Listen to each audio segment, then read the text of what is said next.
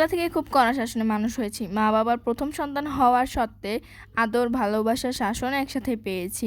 প্রতিবেশী রিলেটিভসরা সবাই খুব ভালোবাসতো, বাধ্য মেয়ে বলে। মা পড়ালেখায় ভালো এবং বাধ্য হওয়ার জন্য শাসন করতো, আর বাবা করতো একজন সৎ মানুষ হওয়ার জন্য। চুরি, তারপর হচ্ছে গরিবদের সাহায্য করা, এসব দিক থেকে ভালো মানুষ হওয়ার জন্য, একজন সৎ মানুষ হওয়ার জন্য বাবা শাসন করতো। প্রত্যেকেই খুব ভালোবাসতো চঞ্চল এবং বাধ্য মেয়ে হওয়ার জন্য।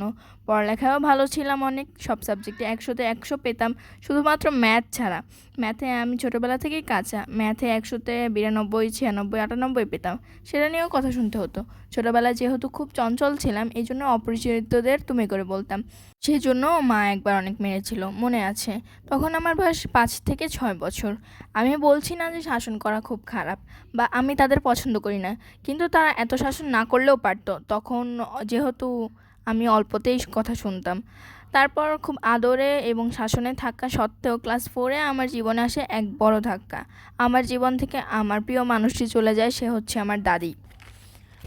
তখন বাসায় খালামণি থাকতো। আমার 2টা খালামণি ছিল। মেজো খালামণি অনেক ভালোবাসতো, কিন্তু ছোটো খালামণি আমাকে দেখতেই পারতো না, কেন জানি না। কিন্তু সে কেমন জানি আমাকে খুব বেশি চক্ষুশূলভাবে দেখতো, মানে আমি তার চোখের একটা চক্ষুশূল ছিলাম। সে আমায় খুব বকাবকি করতো অকারণেই। এমনকি খালামণি অকারণে বকাবকি করতো বলে মায়ের খুব রাগ হতো, যার কারণে মা আবার আমাকেই মারতো। তখন থেকেই আমি খুব ডিপ্রেস থাকতাম যে মা অকারণে মারছে, বা বাবাও কিছু বলছে না, এগুলো দেখে খালামণিও অকারণে বকা দিচ্ছে। এরপর যখন 5-এ পড়ি, খালামণি চলে যায়। তখন আসলো করোনা ভাইরাস। সারাদিন বাসায় থাকতাম, মা বাবা তখন কিছু একটা বলতো না। এরপর 6-এর 3টা এক্সাম হয়, টানা 1.5 বছর পড়াশোনা না করায়, 1.5 বছরের বেশি ছিলাম। পড়ার উপর তেমন আগ্রহ ছিল না। তখন মায়ের কাছে অনেক কথা শুনেছিলাম রেজাল্টের পরে, বাবাও শুনিয়েছিল। এরপর 7-এ পড়ি। একদমই পড়ালেখা করিনি, কারণ তখন ভাবতাম যে যার রেজাল্ট হয় না কেন, বাবা মা তো কথা শোনাই। মেন্টালিটি এভাবেই সেট হয়ে গেছিলো। 7-এ একদমই পড়ালেখা করিনি। প্রথমবারের মতো মিড টার্মে 4টা সাবজেক্টে ফেল করি। এরপর ফাইনাল টার্মে কোনো রকম পাশ করি। তারপর ভাবলাম যে না, এবার পড়ালেখা করব, কারণ পড়ালেখা তো নিজেরই থাকবে, অন্য কেউ তো আর নিয়ে যাবে না। এইটার রেজাল্ট ভালো করার চেষ্টা করি। ভালো হয়েও ছিল, কিন্তু তবুও মা কথা শুনেছিল। সেটা নিয়ে সেবার আর ভাবিনি, কারণ পড়ালেখা নিয়ে যতই কথা শুনুক না কেন, পড়ালেখা নিজের কাছেই থাকবে, রেজাল্টটা আমারই হবে। আব্বু তেমন কিছু একটা বলেনি, বুঝতে পারছিল যে 5-6 যেহেতু পড়ালেখা তেমন হয়নি, 7-এও টুকটাক অত বেশি আমি করিনি। সো আব্বু এই রেজাল্টটা নিয়ে স্যাটিসফাইড ছিল, আগের থেকে যেহেতু ভালো হয়েছিল অনেক। তবে হ্যাঁ, আম্মুর 10 দিনে যা কথা শোনাইতো, যতটা না আঘাত পাইতাম, আব্বুর একদিনের কথায় তার থেকে বেশি আঘাত পাইতাম। এই ছিল আমার জীবনে ক্লাস 8 পর্যন্ত কাহিনী। অন্য কোনো একদিন আরও গল্প বলবো। এখন বর্তমানে 10-এ পড়ি, সবাই দোয়া করবেন। একটাই কথা বলবো, বাচ্চাদেরকে বেশি শাসনও করবে না, বেশি আদরও করবে না। এতে বাচ্চারা হয় কষ্ট পেয়ে খারাপ হবে, নয়তো মাথায় উঠে খারাপ হবে। থ্যাংক ইউ আপু, তোমাকে গল্পটা দেওয়ার জন্য আমাকে। এটা হচ্ছে আমার জীবনের না, আমার এক ফ্রেন্ডের গল্প। তো কেমন লাগলো সবাই একটু জানাবেন। আমার অনেক ভালো লাগছে গল্পটা, এই জন্য আমি আপনাদের সাথেও শেয়ার করলাম।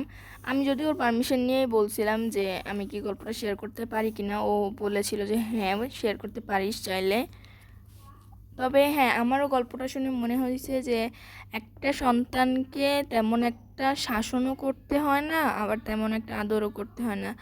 যাই হোক, বাদ দিই, আমি আমার ব্লগে ফোকাস করি। এখানে আমি টেস্ট করতে গেছিলাম, আমার একটু প্রবলেম হয়েছিল হার্টে। তো ডক্টর টেস্ট দিয়েছে, কিছু ব্লাড টেস্ট করতেছিলাম ওখানে।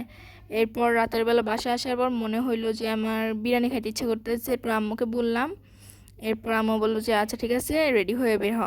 পরে বের হইলাম, বের হয়ে এই যে কাচ্চি ভাই না, সরি, এটা কি জানো, ভুলে গেছি, হাজি বিরিয়ানি টাইপের কিছু একটা হবে। আমি পরে এখানে আসলাম, অ্যান্ড দেন বললো যে আপনারা 5 মিনিট বসেন, খাবারটা গরম করে দিচ্ছি। এই যে আমার ভাই ওখানে দুষ্টামি করতেছিল। এরপর খাবারটা নিয়ে চলে আসলাম বাসায়। আমি অনেক হ্যাপি হয়ে গেছিলাম আম্মুকে বলার সাথে সাথে। আম্মু বললো যে ঠিক আছে চল। এটা এই যে বাসমতি কাচ্চি কি যেন একটা, যাই হোক, নান্না স্পেশাল। খাবারটা খুব একটা মজা ছিল না, আবার খুব একটা খারাপও ছিল না, যেহেতু খাইতে ইচ্ছা করতেছিল অনেক। আর যে জিনিসটা খাইতে ইচ্ছা করে ওই জিনিসটা মজা না হলেও মজা লাগে। সবাই জানেন। এরপরে যে আমি এখানে হচ্ছে একটু ঢং করতেছিলাম, বলতেছিলাম যে আমি খুলবো। দেন আরাফ হচ্ছে আমার সাথে মারামারি করতেছিল, যে ও বলতেছিল এটা আমার। আমি বলছি যে না, কোনোটাই তোমার না, সবগুলোই এখানে সবার। আমি আগে সবাইকে দেখাবো 4টা প্লেটার, তারপর তুমি নিবা। তো আমি এখানে দেখাচ্ছিলাম, আর ও পাশ থেকে যে টানতেছিল, আপনারা দেখতেছেন, ও রীতিমতো টানতেছে যে এটা আমার খাবার। এই যে দেখছেন, নিয়ে গেছে, এরকম করতেছিল, প্রত্যেকটা খাবার নিয়ে এমন করে। আমি বললাম না যে আরাফ একটু খাদক টাইপের। এরপর এখানে হচ্ছে আমি আবার একটু ঢং করতেছিলাম। এখানে দেখেন আমি কি করি, প্লেটটা আমি নিব, বাট আমি যেটা যে করতে চাইছি সেটা আমার হয় না, আমার খুবই কষ্ট লাগছে। আমার ভাই যেটা, ওই যে খাদক ভাই আরাফ, ওরটা আবার হয়েছে, কেন বুঝলাম না, আমারটা কেন হইলো না আর ওরটা কেন হইলো। ওরটা আমি হচ্ছে ভিডিও নেই নাই, কারণ ওরটা হয়েছে দেখে আমার আগে ভিডিও নিতে ইচ্ছা করে নাই।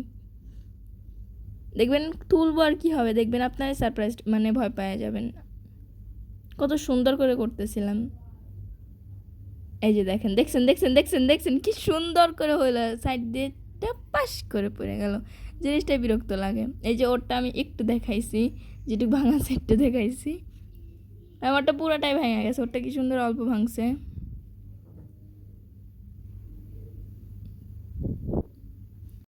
সবাইকে আমার পুরো ভিডিওটি দেখার জন্য ধন্যবাদ অনেক।